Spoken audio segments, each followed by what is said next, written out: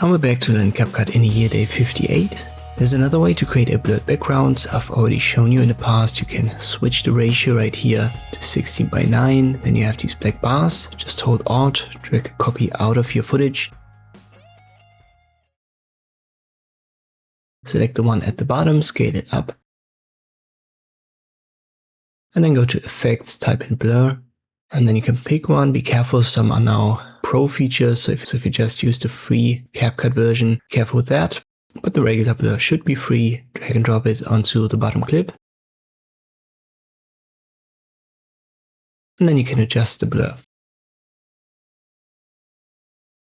But there's an inbuilt way that does all of that for you. It doesn't give you the freedom to adjust it then freely. But if you scroll down for your single clip right here, just find the canvas, open the drop down, select blur, and there are 4 presets. This scales it up and gives it a blur directly. Once again, you cannot adjust it now manually, so these are only 4 blur levels. But if you need a quick solution, this would be it.